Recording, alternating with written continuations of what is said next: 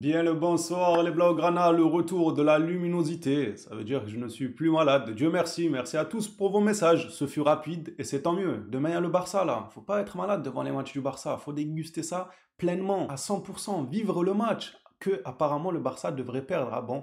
Oui, c'est le coach de l'Espagnol qui se sent pousser des ailes. D'un côté, je vais vous dire que, logique, le coach de l'Espagnol, il va pas déclarer qu'il va perdre. Il est venu aujourd'hui, conférence d'avant-match, il a dit le Barça a des faiblesses. Je vais vous afficher le communiqué, vous allez comprendre. On parlera de cette fameuse déclaration, on va le contredire avec une déclaration de l'ex-président de l'Espagnol de Barcelone. Donc ce n'est pas n'importe qui, c'est quand même l'ex-président du club. On parlera aussi de Rafael Leao qui est beaucoup lié au FC Barcelone parce que c'est tendu. Il y a un climat là de tension entre lui et le coach actuel de l'AC Milan. Ça fait déjà 3 matchs d'affilée qu'il n'est pas titulaire, il est sur le banc. Il y a une guerre d'ego. Le coach actuel lui fait des reproches que moi, je peux comprendre. Vous allez le voir durant cette vidéo, je vais essayer de m'expliquer tant bien que mal, même si je sais que Leao, il a une bonne fanbase quand même. Il a des fans, les gars. Je sais que vous allez attraper ma veste et tout. Vous comprendrez au cours de la vidéo. Ça sert à rien de s'étaler durant l'intro. On parlera de Araujo et son renouvellement. Il est devenu tout doux, comme un petit agneau. Bizarrement, il a envie de prolonger maintenant. On parlera de tout ça durant cette vidéo avec quelques déclarations, que ce soit de flics ou encore de Martinez ou même de Peña.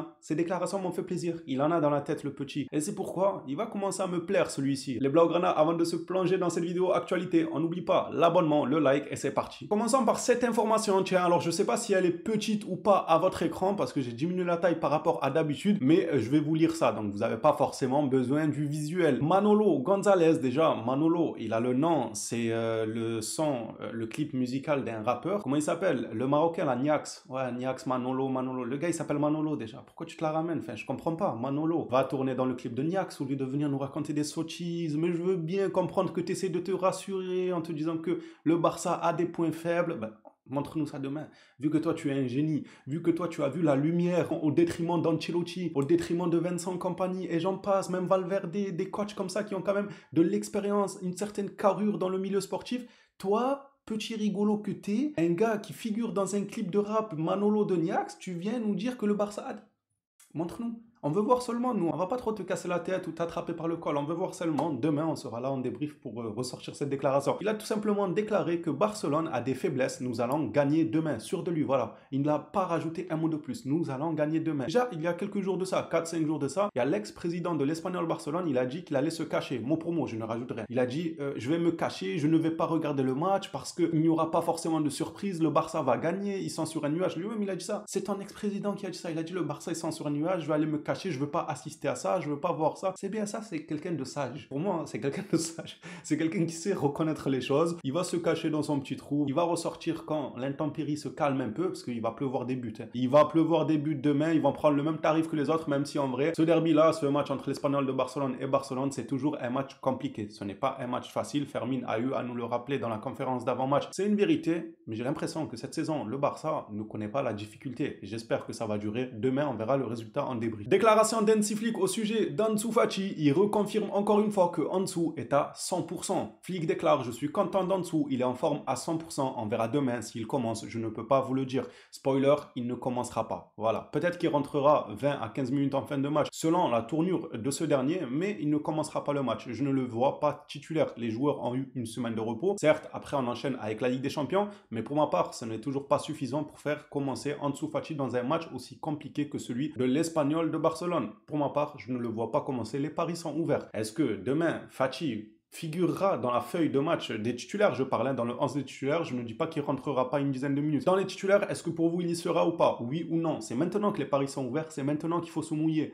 C'est pas après, vous allez venir dans le débrief, ah je savais qu'il allait jouer ou pas jouer. Non, non. Les paris sont ouverts, mettez ça en commentaire, est-ce que pour vous il va jouer ou pas? C'est comme ça que je le vois, on verra comment ça va se passer pour ce dossier. Il a parlé aussi énormément derrière ça, évidemment c'est une conférence d'avant-match, il y a énormément de déclarations, je vous redirige vers les collègues Actualité Barça, vous y trouverez votre bonheur pour ceux qui aiment la lecture. Vous connaissez déjà ma façon de faire, je prends les déclarations pertinentes sur lesquelles on peut s'étaler et donner notre avis, et le reste, quand c'est des choses un peu qui reviennent assez souvent et tout, je vous redirige directement là-bas, sinon nous on va y passer la journée sur la vidéo. Regardez qui voilà, FF Polo nous parle de Araujo, ouais, vous savez, le petit agneau là qui est devenu tout doux, alors qu'avant, il jouait le loup. Oui, il est passé de loup à l'agneau, on peut même dire qu'il est passé du coq à l'âne. Le gars là, lorsqu'il était notre dernier espoir, j'ouvre bien les guillemets, les parenthèses, les apostrophes, ouvrez tout ce que vous pouvez ouvrir les gars. Quand Il était notre seul espoir en défense. Il chantait beaucoup. Non, c'est quelqu'un qui chantait beaucoup. Faut se le dire dans les yeux. Je l'aime beaucoup, Araujo. Je veux qu'il prolonge au club. Je compte énormément sur lui. C'est un défenseur que j'apprécie, l'un de mes joueurs préférés. De toute façon, tous les joueurs, moi, c'est mes préférés. Voilà, faut pas me poser la question quand je dis lui, c'est l'un de mes joueurs préférés. Tout. Le club entier, c'est mes joueurs préférés.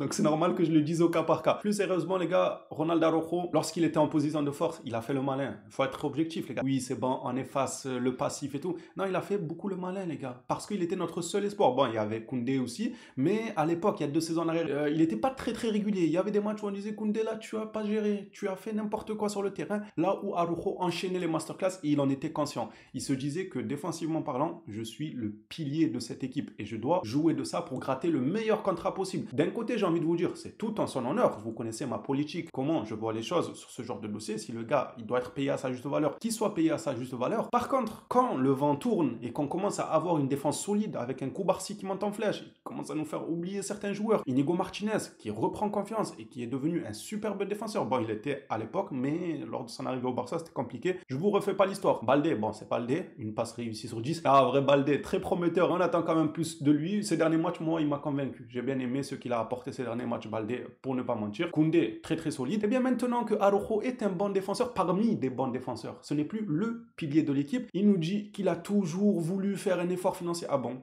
Mais c'était le sujet de la discorde entre toi et le Barça. C'était financier. Bon, il y avait aussi des rumeurs qui indiquaient, qui parlaient un peu de tout ce qui était projet sportif et tout. C'est vrai, peut-être que là, avec Flick, il voit un réel projet sportif, là où avec Xavi, il n'y voyait pas forcément de cohérence au projet sportif. Et je trouverais ça logique si jamais un jour il prend le micro et qu'il nous dit ça, que sous l'ère Xavi, il ne trouvait pas de cohérence sur le projet sportif, qu'on a menti, quand on parlait du salaire et tout. Ça ne m'a jamais réellement dérangé. Mais à l'heure actuelle, les informations qu'on a, si on devait se pencher dessus, c'est que l'argent, il a quand même pas mal joué. Le joueur a essayé de gratter un meilleur contrat. Je sais pas vous ce que vous en pensez. C'est tout en son honneur de vouloir gratter à sa juste valeur. Mais après, quand le vent tourne, ne vient pas nous faire le bon samaritain, nous dire non, mais moi, vous savez, non, on sait pas.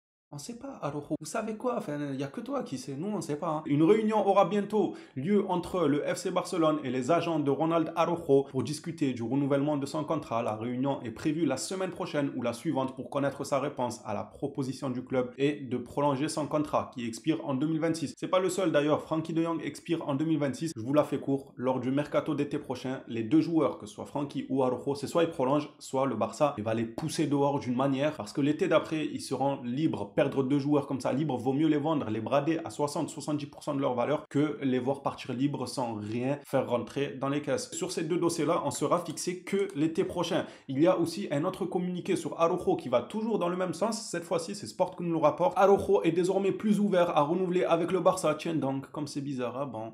Flick l'aime beaucoup et le club le vendra que pour une somme astronomique. Araujo a toujours souligné qu'il voulait continuer, qu'il était donc prêt à faire un effort économique pour aider le club. Ah, c'est maintenant que tu fais un effort économique. Pourtant, quand tu étais le loup de cette défense-là, on ne voyait pas ce genre de communiqué. Au contraire, mise en tente sur le contrat, Araujo a des envies d'ailleurs, le Bayern se renseigne sur Araujo, Araujo répond au Bayern. Ouais, on avait ce genre d'informations. Il n'y a pas d'accord pour le moment, mais maintenant, le sentiment entre les 2 parties est différent et les solutions seront bonnes. Je pense qu'il va prolonger. Dites-moi vous aussi, c'est maintenant qu'il faut se mouiller, les gars. Est-ce que Araujo, vous sentez qu'il va partir du club ou bien prolonger? Pour ma part, je le vois prolonger. Il a tout là. Il n'a plus d'excuses. À l'époque, on pouvait dire oui, le projet sportif n'était pas cohérent, c'était le seul taulier de cette défense, il voulait aller gagner des titres ailleurs. Là, il a tout. Il a le projet sportif. Le club fera certainement un petit effort salarial comparé à ce qu'ils lui ont proposé par le passé, car on se retrouve dans une position qui est de mieux en mieux, surtout si on réussit à gagner des trophées et tout, et qui prolonge que d'ici à l'approche de l'été prochain, on peut lui offrir quand même un tout petit peu plus. Je pense que ça arrangera tout le monde et ça se finira en beauté ce dossier. Dites-moi dans les commentaires, vous, Araujo, vous le voyez partir ou continuer. Passant à quelques déclarations d'Iñaki Peña. Il en a fait plusieurs, mais j'en ai pris que 2 qui sont superbe intéressantes. Flick vous a-t-il dit que vous seriez le gardien principal? Évidemment que Flick, c'est pas un débutant, il va pas dire ça, les gars. Le milieu professionnel, tu vas pas promettre à un gardien qui est déjà le gardien numéro 2 derrière Ter Stegen. Tu vas pas lui dire, écoute, on va prendre Szczęsny, par contre, t'inquiète, tu vas être le gardien principal. C'est pas comme ça que ça marche, c'est le meilleur qui joue. Non, la blessure de Ter Stegen à Villarreal m'a fait jouer de 0 à 100%. Oui, avant, il n'avait pas de minute de temps de jeu. L'entraîneur m'a demandé de rester calme et de me concentrer uniquement sur ce que lui et les entraîneurs des gardiens m'ont demandé. Il m'a dit qu'il me faisait confiance. C'est la performance qui détermine si vous jouez ou non. La vérité est que je suis très reconnaissant de cette confiance. La diplomatie de Flick, les gars, il faut l'étudier. Je vous l'ai dit et je vous le répète, sa manière de parler, sa manière de faire, de gérer un groupe, c'est normal. Le gars, il a su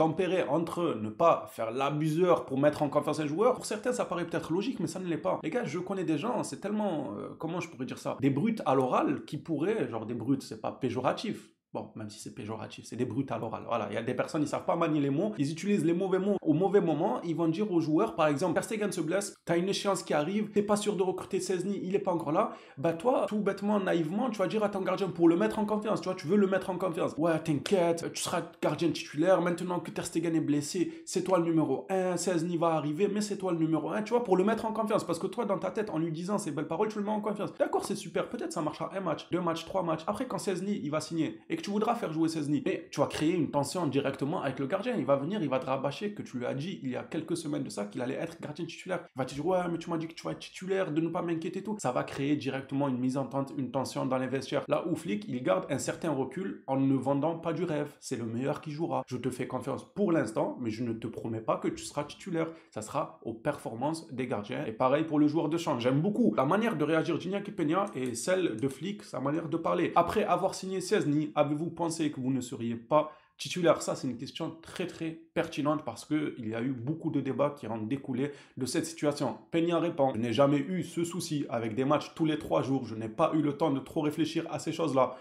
Et même s'il y avait des matchs tous les jours, on y réfléchit tous. T'es dans un club, on t'annonce le recrutement d'un nouveau gardien, c'est normal, c'est humain, c'est ton poste après tout. Là, tu te dis, ouais, pour une fois que j'aurai quelques minutes de temps de jeu, on me ramène déjà quelqu'un derrière. Mais encore une fois, c'est pour ça que je vous dis, ce joueur-là, il commence à me plaire avec sa manière de voir les choses. Ses déclarations, il a su prendre le recul pour comprendre que le club devait se protéger avant tout. Et non pas se dire, ah bah, Ter Stegen s'est blessé, bon, on a Astralaga, on a, si je prononce bien son nom, on a Peña va être titulaire, et voilà, lui, il aurait pu penser à lui-même, il aurait pu penser à sa propre personne, se dire bah c'est bon, on continue comme ça. Le gars non, il a pensé aux intérêts du club, il a trouvé ça logique que le club se protège. C'est clair que le club doit se protéger, le club a décidé de recruter un gardien et ils me l'ont dit, je leur suis reconnaissant de me l'avoir dit, cela en dit long. Passant en revue 2 petites déclarations d'Inigo Martinez qui sont fort sympathiques et on parlera du dossier Davis et Leao, ne vous en faites pas, je sais que vous attendez que ça, que le croustillant. Martinez nous dit, c'est évidemment difficile quand on a devant soi des attaquants rapides qui savent jouer et qu'on voit à 50 mètres derrière soi, bien sûr qu'on souffre, ce n'est pas facile. Mais quand nous sommes bien ensemble à 4 en défense, nous sommes totalement sûrs qu'ils seront hors jeu 9 fois sur 10. Nous prenons des risques, c'est notre façon de jouer, mais nous en sortons et nous continuerons comme ça. Il parle là du piège du hors-jeu. Il confirme la même chose que Fermin. Il dit que c'est une prise de risque, comme on le voit tous, on le constate tous derrière nos écrans. Mais cette prise de risque-là, elle paye, elle est très bien exécutée. 9 fois sur 10, l'attaquant finit hors-jeu. Dernière déclaration d'Inigo Martinez. Il nous parle de la fin de son contrat. Il me reste 1 an de contrat et si Barcelone veut me renouveler, je serai là. Sinon, je partirai heureux car j'aurai vécu 2 merveilleuses années et je pourrais dire que j'ai joué pour la meilleure équipe du monde. Maintenant, mon rêve est de gagner. Il y a moyen que le Barça le prolonge, à voir maintenant si c'est avec une petite augmentation salariale ou à contrario, une diminution salariale, il se peut. En général, avec l'âge, c'est dur de faire baisser quelqu'un sans salaire parce qu'il sait qu'il est sur la fin. Limite, il préfère aller dans un club moindre, par exemple un club du bas de tableau, voire même l'Arabie Saoudite, le Qatar et tout, pour gonfler son compte en banque parce qu'il le sait, il ne lui reste plus beaucoup de saisons en activité. Donc c'est dur. Le gars, il commence à avoir 32-33 ans, il raccroche les crampons dans 2-3 saisons, tu vas lui dire ouais non, baisse ton salaire. C'est compliqué à accepter, à voir ce que le club compte faire. En tout cas, lui, il est tout oui à l'idée de prolonger. Le Barça aussi, je pense qu'il serait intéressé par le prolonger, surtout s'il reste sur cette dynamique-là. Passant au dossier Davis, Sport nous rapporte que le clan Davis s'est entretenu avec plusieurs clubs ces dernières semaines pour expliquer leurs revendications. Les mots, ça va 2 minutes. Le clan, déjà, on parle de qui? De Davis ou des Yakuza, les gars? C'est quoi? C'est une mafia ou quoi, le clan? Le clan Davis, leurs revendications, c'est une prise d'otage. Incroyable. United était prêt à répondre à ses attentes. Ouais, mais c'est United. Nah, les frères, soyons sérieux. Même s'ils sont prêts à répondre, vous savez, hein, en PL, moi c'est United. Hein. Moi, ne me parlez pas de City, de Chelsea, machin chouette. PL, moi c'est United, pour moi le club au-dessus de tous. Mais soyons objectifs, Davis irait faire quoi, United? En toute objectivité, les gars, qu'est-ce qu'il va faire à United, sérieux? Une prime de transfert d'environ 15 millions. Mais là n'est pas la question. Même si je lui donne une prime de transfert de 100 000 milliards de dollars, qu'est-ce qu'il va pratiquer du football à United? Il va jouer avec Anthony, la toupie là, qui fait des tours sur lui-même. Soyons sérieux, le gars, il n'ira pas à United. Et un salaire net de 10 millions par saison, mais le joueur n'est pas convaincu par le projet anglais. C'est évident, les gars, pas besoin de s'attarder sur ça. L'option de Barcelone a été jugée intéressante. Bah, c'est logique, en même temps, c'est le meilleur club du monde. Le gars qui passe du tout, qui tire à balle Real sur United, et quand ça parle du Barça, bah, c'est logique. Non, mais en vrai, c'est un peu plus logique. On voit un peu le bout du tunnel, nous, les Blaugrana. Mais dès qu'on sait qu'il sera difficile d'être compétitif financièrement, c'est l'amour qui pourrait le faire venir. Il aime le maillot, il aime les joueurs, il y a des jeunes joueurs comme lui qui ont un fort potentiel. Et à la fin du match Bayern-Barça, on a vu une accolade entre Flick et Davis. Oui, c'est normal, les deux hommes se connaissent, mais quand même, les gars, Flick a dû lui dire, viens, surtout si on prolonge Flick là l'été prochain, il a dû lui dire, viens chez moi au Barça, on va jouer bonito un peu. Au club, il voit cela comme difficile, mais pas impossible. Pas impossible si tu as la volonté du joueur. On a eu la volonté de Koundé, on a réussi à le choper. On a eu la volonté de Rafinha, on a réussi à le choper. Il y a des joueurs, quand ils donnent leur feu vert, leur volonté et de signer au Barça, c'est plus facile. Même niveau argent et tout, tu peux leur faire comprendre que, vas-y frérot, le frigo il est vide. Laporta il a vidé le frigo. Signe pour des miettes de pain s'il te plaît, nous rend pas fou. Davis n'a pas encore pris sa décision définitive. Janvier prochain sera la clé pour tout clarifier, nous dit-on. Et pour mettre fin à cette vidéo actualité, on va finir par un énorme débat. Leao, qu'en pensez-vous? Ouais, je sais que ça va faire parler, je sais que beaucoup rêvent de Leao au Barça. Relevo nous révèle que Jorge Mendes est la raison pour laquelle Rafael Leao est lié au Barça. Juan Laporta est un grand admirateur du joueur. Pour Milan, Rafael Leao n'est pas intransférable, mais il demanderait une grosse somme. Je comprends qu'il n'est pas intransférable parce que pour l'instant, ça peut changer, mais il n'est pas dans les plans du coach. Moi, je pense que le coach va le réintégrer au vu du statut du joueur et surtout qu'il fait ça pour le piquer, je pense. Mais il y a des limites parce que c'est bien beau, encore une fois, comme on parlait de diplomatie avec Flick, tu peux piquer un joueur, lui dire certaines choses et tout. Si tu commences à abuser, le joueur aura une rancœur envers toi. Là, ça fait quand même 3 matchs qu'il n'est pas titulaire. Il y a piqué et piqué. Là, c'est une dose de cheval qu'il est en train de lui mettre, les gars. C'est pas une petite piqûre, c'est pas un petit vaccin qu'il est en train de lui faire. 3 matchs d'affilée sur le banc. Bref, ça me regarde pas. C'est les affaires du Milan. Nous, au Barça, est-ce qu'on le prend? Je vois déjà les débats de oui, mais il va faire quoi? On a déjà Rafinha, on a déjà Yamal, on a déjà si.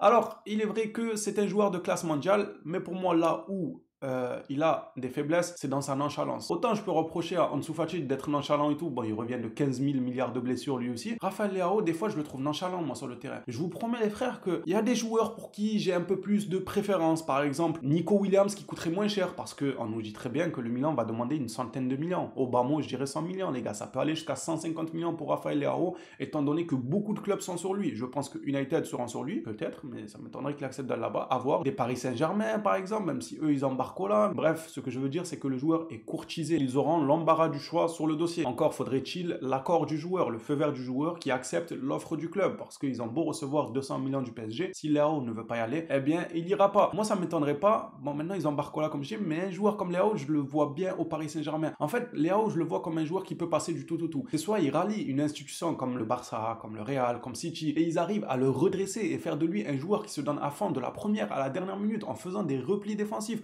en enlevant ce côté nonchalant là, soit il rejoint des clubs comme le Paris Saint-Germain, il se laisse aller. Ces soirées, fêtards, les retards, le non-sérieux, la nonchalance, parce que voilà quoi, il est dans un club où l'institution elle est instable. Quand eux-mêmes ils sont instables là-haut, les joueurs en bas ils se laissent une certaine liberté. Déjà qu'il y en a, ils nous parlent de concurrence et tout. Moi pour moi, il en faut de la concurrence dans ces clubs. Ça dépend à quel degré. Je trouve que Leao c'est un certain joueur, ça m'étonnerait qu'il accepte d'être dans la rotation derrière Rafinha, parce que oui, à l'heure actuelle, il est derrière Rafinha. Vous avez beau me dire oui, mais tu n'as pas vu ce qu'il a fait en 98, il a pris le mondial. Non les gars. À l'heure actuelle, il est derrière Rafinha, basta. Tu ne vas pas recruter Leao pour dire à Rafinha merci pour tes précieux services. Tu nous as mis des triplés contre le Bayern, tu nous as mis un but contre Madrid, un excellent début de saison. Par contre, là, il y a Leao.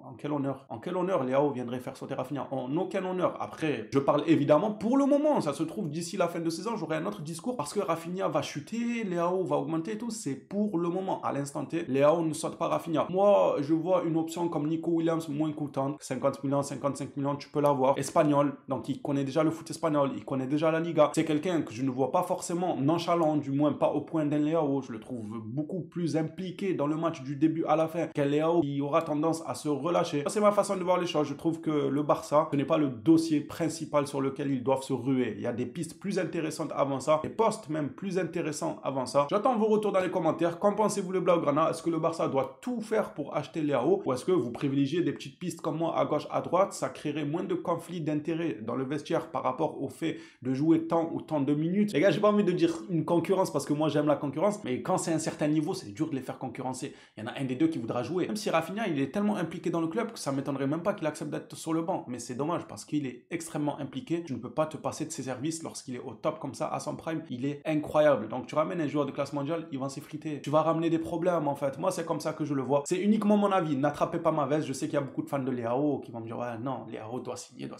Signez-le. Ramenez le contrat et signez-le. Qu'est-ce que vous attendez, bon sang? Je sais pas moi. Hâte de voir des retours sur cette vidéo qui a été quand même assez longue, mais il y en avait des choses à dire, des choses très très intéressantes. Moi, j'ai pris du plaisir à la faire. J'espère que vous avez pris le même plaisir à la regarder et que vous n'avez pas oublié de soutenir avec un petit abonnement. Les phénomènes, le débat continue dans l'espace commentaire. On s'attrape à la prochaine vidéo sur le Barça. D'ici là, prenez soin de vous les Blaugrana.